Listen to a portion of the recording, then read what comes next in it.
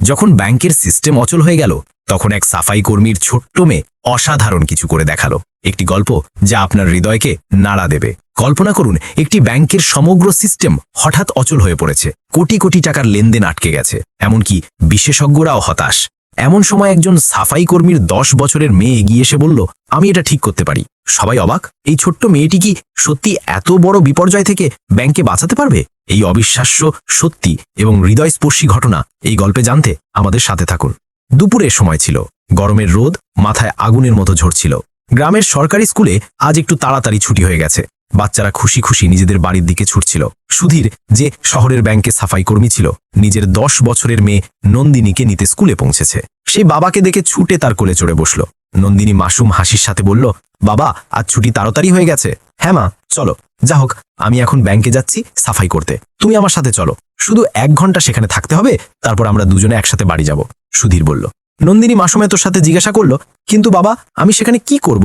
সুধীর হেসে উঠল, শুধু চুপচাপ বসে থাকবে, বই পড়ে নেবে, কখনো কখনো বাবার কাজ দেখবে, তারপর আমরা দুজনে একসাথে বাড়ি যাব। নন্দিনী সম্মতি দিল এবং ব্যাগটি শক্ত করে ধরে নিল। আজ সকাল থেকেই শহরের সবচেয়ে বড় ব্যাংকে হট্টগোল ছিল। সবাই নিজেদের লেনদেনের জন্য এসেছিল, কিন্তু দিনের শুরু থেকেই ব্যাংকের কম্পিউটার সিস্টেম অদ্ভুতভাবে গোলমাল করছিল। ব্যাংকের দেওয়ালে লাগানো বড় ডিজিটাল ঘড়িতে প্রত্যেকটা মিনিট মানুষের অস্থিরতা বাড়াচ্ছিল। ক্যাশ কাউন্টারে বসা ক্যাশিয়ার বারবার বোতাম চাকছিল, কিন্তু স্ক্রিনে বারবার সেই একই মেসেজ উঠছিল, server is not responding, please try again letter. পাশে দাঁড়ানো একজন কৃষক হতাশ হয়ে বলল, আরে স্যারজি, আমার ছেলের ফি জমা পড়তে হবে, সকাল থেকে দাঁড়িয়ে আছি, কতক্ষণ অপেক্ষা করব? অন্যদিকে একজন ব্যবসায়ী জুড়ে বলল, আমার অ্যাকাউন্ট থেকে আজ লক্ষ লক্ষ টাকা ট্রানজ্যাকশন করতে হবে, মাল ট্রাকে লোড করে দাঁড়িয়ে আছে, সিস্টেম এমন বন্ধ পড়ে থাকবে তো ভারী ক্ষতি হবে। মানুষের কণ্ঠস্বরে হলে হট্টগোল শুরু হয়ে গেল। কেউ স্লিপ হাতে নেড়ে চিৎকার করছিল, তো কেউ রাগে কাউন্টারে মুষ্টাঘাত করছিল। ম্যানেজার শ্রীদাস, যিনি 40-45 বছরের গম্ভীর স্বভাবের মানুষ ছিলেন, বারবার স্টাফকে বোঝাচ্ছিলেন, সবাই শান্ত থাকুন প্লিজ, আমরা আইটি টিমকে কল করেছি, এটা প্রযুক্তিগত সমস্যা, এখন সময় লাগবে। কিন্তু কেউ মানতে প্রস্তুত ছিল না। ব্যাংকের অফিসাররা নিজেরা ঘাবড়ে গিয়েছিল। তারা বুঝছিল যে এটা কোনো সাধারণ সমস্যা নয়। লক্ষ কোটি টাকা লেনদেন আটকে ছিল, কৃষকদের অ্যাকাউন্ট থেকে সাবসিডি আটকে ছিল, ব্যবসায়ীদের পেমেন্ট ক্লিয়ার হচ্ছে না, শহরের কলেজের স্টুডেন্টদের ফি জমা হচ্ছে না। প্রত্যেকটা মুহূর্তের সাথে ভিড় আরও উত্তেজিত হচ্ছিল। এই অরাজকতার মাঝে দরজা থেকে ভেতরে এলো সুধীর, ব্যাংকের সাফাই কর্মী। তার হাতে ঝাড়ু এবং কাঁধে পুরনো থলে ঝুলছিল। তার সাথে তার 10 বছরের মেয়ে নন্দিনীও ছিল, যে এখনই স্কুল থেকে ছুটি পেয়ে এসেছে। ব্যাংক পৌঁছতেই ভিড় দেখে সে হতবাক হয়ে গেল। কাতারে দাঁড়ানো লোকেরা অস্থির ছিল, অফিসাররা পেরেশান ছিল এবং প্রত্যেকের মুখে চিন্তা স্পষ্ট ঝলক ছিল। সে ধীরে তার বাবার হাত টেলে জিজ্ঞাসা করল, বাবা, এই সব লোকেরা এত পেরেশান কেন? কম্পিউটার খারাপ হয়ে গেছে কি? সুধীর চোখ ভরে বলল, হ্যাঁ মা, সিস্টেম খারাপ হয়ে গেছে, এখন ইঞ্জিনিয়ার আসবে তবেই ঠিক হবে, ততক্ষণ সবাইকে অপেক্ষা করতে হবে। নন্দিনীর জিজ্ঞাসা আরও বেড়ে গেল, বাবা, যদি আমি দেখি তো হয়তো ঠিক করতে পারি। সুধীর মানা করল, এটা বড় ব্যাংক, লক্ষ কোটি টাকার কাজ হয় এখানে। ব্যাংকের ম্যানেজার শ্রীদাসের অবস্থা খারাপ ছিল, কপালে ঘামের ফোঁটা অবিরাম পড়ছিল। তিনি বারবার ফোনে কারো সাথে কথা বলছিলেন এবং তারপর ঝাঁঝালো হয়ে মোবাইল টেবিলে ছুঁড়ে দিচ্ছিলেন। তিনি ঘাবড়ে নিজের স্টাফকে বললেন, তাড়াতাড়ি হেড অফিসে ফোন লাগাও, বলো যে আইটি ডিপার্টমেন্ট থেকে কোনো টেকনিক্যাল এক্সপার্ট তাড়াতাড়ি পাঠাও, পুরো ব্যাংকের কাজ থেমে গেছে, যদি এই খবর উপরে যায় তো আমার চাকরিও বিপদে পড়তে পারে। প্রায় আধা ঘন্টা পর একজন টেকনিক্যাল এক্সপার্ট ল্যাপটপ এবং টুল কিট নিয়ে ব্যাংকে পৌঁছালো। তার আসার দেখে গ্রাহকদের মধ্যে একটু আশা জাগল।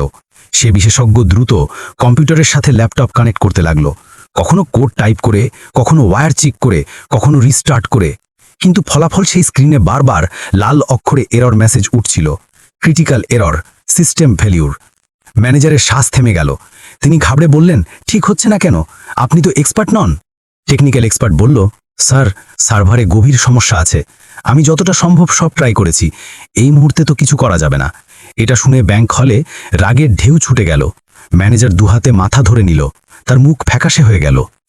এই অরাজকতার মাঝে কোণে বসা নন্দিনী সবকিছু মনোযোগ দিয়ে দেখছিল। তার বড় বড় চোখ কম্পিউটার স্ক্রিনে আটকে ছিল। সে নোটিস করল যে টেকনিক্যাল এক্সপার্ট বারবার একই প্রসেস পুনরাবৃত্তি করছে, কিন্তু কোনো নতুন কিছু চেষ্টা করছে না। তার মনে প্রশ্ন উঠল, যদি এই লোকেরা শুধু একই কাজ বারবার করে তো সিস্টেম কিভাবে ঠিক হবে? ধীরে ধীরে সে নিজের বাবার হাত টেনে নিল এবং ধীর কণ্ঠে বলল, বাবা, আমাকে একবার চেষ্টা করতে দিন। সুধীর চমকে উঠল, না মা, এটা বড় লোকের কাজ, তুমি ছোট মেয়ে। শ্রীদাস ম্যানেজার চেয়ারে বসে বসে খারাপভাবে ঘাবড়ে গিয়েছিলেন। এই অরাজকতার মাঝে ছোট নন্দিনী এখনও ম্যানেজারের টেবিলের কাছে দাঁড়িয়েছিল। সে সাহস জুটিয়ে আবার বলল, আঙ্কেল, আমাকে সত্যিই একবার চেষ্টা করতে দিন, হয়তো আমি এটাকে ঠিক করতে পারি। ম্যানেজার রাগে বললেন, মামুনি, আমি বলেছি না এটা বাচ্চাদের খেলা নয়, তুমি বোঝো না? এখানে কোটি কোটি টাকার লেনদেন আটকে আছে। যদি কিছু আরও গোলমাল হয়ে গেল তো পুরো দোষ আমার উপর আসবে। তখন টেকনিক্যাল এক্সপার্ট, যে এতক্ষণ পর্যন্ত বারবার ল্যাপটপ থেকে সিস্টেমে যুক্ত হওয়ার চেষ্টা করছিল, হঠাৎ ঘাবড়ে গেল। তার চোখ স্ক্রিনে আটকে গেল। এটা এটা কিভাবে হতে পারে? ম্যানেজার তাড়াতাড়ি কাছে গিয়ে বললেন, কি হলো বলুন তাড়াতাড়ি। টেকনিক্যাল এক্সপার্টের মুখ ফ্যাকাশে হয়ে গেল। স্যার, সিস্টেমের সমস্যা শুধু সার্ভার ডাউনের নয়, এটা তো খুব বড় ঘটনা মনে হচ্ছে। ম্যানেজার ঘাবড়ে বললেন, স্পষ্ট করে বলুন আসলে কি হচ্ছে। এক্সপার্ট গভীর শ্বাস নিল এবং ধীরে ধীরে বললেন, স্যার, অ্যাকাউন্ট থেকে টাকা নিজে থেকে অন্য জায়গায় ট্রান্সফার হচ্ছে। এটা কোনো সাধারণ এরর নয়, মনে হচ্ছে সিস্টেম হ্যাক হয়ে গেছে, কেউ বাইরে থেকে ব্যাংককে কন্ট্রোল করছে। এটা শুনে ম্যানেজারের শরীর যেন অসাড় হয়ে গেল। ম্যানেজার কাঁপা কণ্ঠে এক্সপার্টকে জিজ্ঞাসা করলেন, তুমি তুমি কিছু করছো না কেন, থামাচ্ছ না কেন এটাকে? এক্সপার্ট হেঁচকি দিয়ে বলল, স্যার, আমি চেষ্টা করছি, কিন্তু সিস্টেম পুরোপুরি কারো কন্ট্রোলে আছে, আমার কাছে এটাকে থামানোর কোনো উপায় নেই। ম্যানেজার চিন্তা করতে পারছিলেন না যে এখন কি করবেন। তখন তার নজর নন্দিনীর ওপর পড়ল। কিছুক্ষণ আগে সেই ম্যানেজার তাকে তিরস্কার করে তাড়িয়ে দিয়েছিলেন। হঠাৎ তিনি দৌড়ে নন্দিনীর কাছে পৌঁছালেন। নন্দিনী নিষ্পাপ চোখে তাকে দেখছিল, কিন্তু তার মুখে আত্মবিশ্বাসের হালকা ঝলক ছিল। ম্যানেজার তার সামনে ঝুঁকে পড়লেন, প্রায় গিড়গিড়িয়ে বললেন, মা, এখনই আমি তোমাকে তিরস্কার করেছিলাম, কিন্তু এখন অবস্থা খুব খারাপ। আমাদের এক্সপার্টরাও সিস্টেম ঠিক করতে পারেনি, টাকা ব্যাংক থেকে বাইরে যাচ্ছে। আমি তোমার হাত জোর করছি, প্লিজ তুমি দেখো এটাকে, হয়তো তুমি কিছু করতে পারো। পুরো ব্যাংক স্টাফ এই দৃশ্য দেখে হতবাক হয়ে গেল যে একজন ব্যাংক ম্যানেজার একজন 10 বছরের মেয়ের কাছে সাহায্য চাইছে। নন্দিনী হালকা হাসির সাথে বলল, চিন্তা করবেন না আঙ্কেল, আমি চেষ্টা করছি। 10 বছরের ছোট্ট মেয়ে এখন কম্পিউটারের স্ক্রিনের সামনে একটা বড় অফিস চেয়ারে বসেছিল। ব্যাংক ম্যানেজার তার পাশে দাঁড়িয়ে বারবার কপালের ঘাম মুছছিলেন। তার অবস্থা এমন ছিল যেন কেউ তার প্রাণ নিয়ে নিয়েছে। প্রযুক্তিগত বিশেষজ্ঞ একটু দূরে দাঁড়িয়ে নিজেদের মধ্যে ফিসফিস করছিল, এটা কিভাবে হতে পারে? এত ছোট মেয়ে কি করতে পারবে? কিন্তু তবুও তাদের নজর তার ওপর ছিল। গ্রাহকরাও চুপচাপ দাঁড়িয়েছিল। নন্দিনীর বাবা একটু নার্ভাস হয়ে এক কোণে দাঁড়িয়েছিল, কিন্তু তার চোখে গর্ব ঝলকাচ্ছিল। তাদের জানা ছিল যে তার মেয়ে শৈশব থেকেই কম্পিউটারে খুব দ্রুত, কিন্তু এত বড় সুযোগ তার সামনে আসবে এটা তারা কখনো ভাবেননি। নন্দিনী গভীর শ্বাস নিল, তারপর নিজের ছোট ছোট হাত কিবোর্ডে রাখল। যেই তার আঙ্গুলগুলোর দ্বারা হালকা হালকা টাইপ করতে লাগল, কিবোর্ডের আওয়াজ পুরো ব্যাংকের নীরবতায় গুঞ্জন উঠল। স্ক্রিনে দ্রুত কোডস, কমান্ডস এবং সিস্টেমের উইন্ডোজ খুলতে বন্ধ হতে লাগল। সবাই নিজেদের শ্বাস থামিয়ে দাঁড়িয়েছিল। ম্যানেজারের চোখ চওড়া হয়ে গিয়েছিল এবং তিনি প্রত্যেক লাইনকে এমন দেখছিলেন যেন তার ভাগ্য সেটার উপর ঝুলছে। প্রযুক্তিগত বিশেষজ্ঞ এখন আরও কাছে এসে গিয়েছিল, কখনো স্ক্রিন দেখে, কখনো একে অপরের মুখ। পুরো পরিবেশ এমন লাগছিল যেন ব্যাংকের হল এখন ক্লাসরুম নয়, বরং কোনো সায়েন্স ফিকশন মুভির সিন হয়ে গেছে। আর সেই মুভির হিরো কোনো বড় বিজ্ঞানী নয়, বরং একজন 10 বছরের নিষ্পাপ মেয়ে, যার নাম ছিল নন্দিনী। নন্দিনী প্রথমে প্রধান সার্ভার প্রোগ্রাম খুলল। স্ক্রিনে কোডের লম্বা লম্বা লাইনগুলো স্ক্রোল হচ্ছিল, কিন্তু সে তা না থামিয়ে পড়ছিল। তারপর সে সিস্টেমের লক ফাইলগুলো খুলল। সেখান থেকে সে জানার চেষ্টা করল কোন সময় থেকে টাকা নিজে থেকে ট্রান্সফার হওয়া শুরু হয়েছে। তার নজরগুলো এত দ্রুত এদিক ওদিক ঘুরছিল যে পাশে দাঁড়ানো প্রযুক্তিগত এক্সপার্টরা অবাক হয়ে গেল। সে বলল, দেখুন, এখান থেকে সিস্টেমে একটা ব্যাকডোর প্রোগ্রাম ইনস্টল হয়েছে, যার মাধ্যমে টাকা নিজে থেকে বাইরে যাচ্ছে। তার কথা শুনে সবাই চমকে উঠল।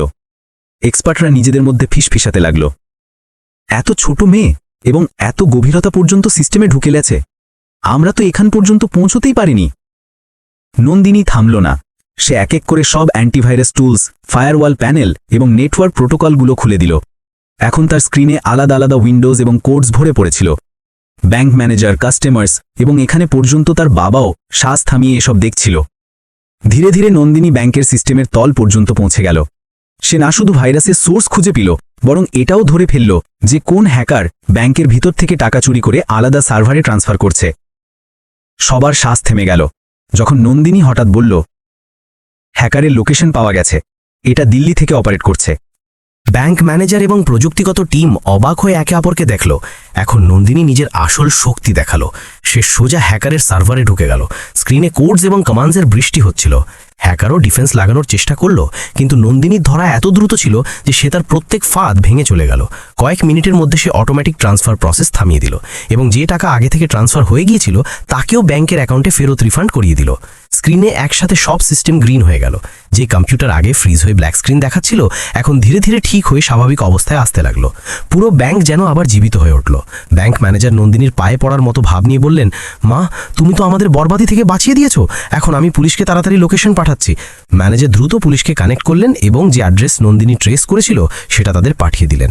পুলিশ তাড়াতাড়ি হানা মারল এবং কয়েক ঘন্টার মধ্যে সেই হ্যাকারকে হাতে নাতে ধরা হলো। পুরো ব্যাংক হল যেন কোনো সিনেমা হাউসের দৃশ্য হয়ে গিয়েছিল। যেখানে কিছুক্ষণ আগে সবার মুখে ঘাবড়াহট, ভয় এবং অস্থিরতা ছিল, এখন সেখানে স্বস্তি এবং স্বস্তির ঢেউ বইছে। গ্রাহকরা একে অপরের সাথে কথা বলতে লাগলো, বাহ, এই মেয়েটি তো অলৌকিক করে দিয়েছে। এত বড় বড় টেকনিক্যাল এক্সপার্টরা যেখানে ফেল হয়ে গেল, সেখানে 1 মিনিটের মধ্যে পুরো সিস্টেম ঠিক করে দিল।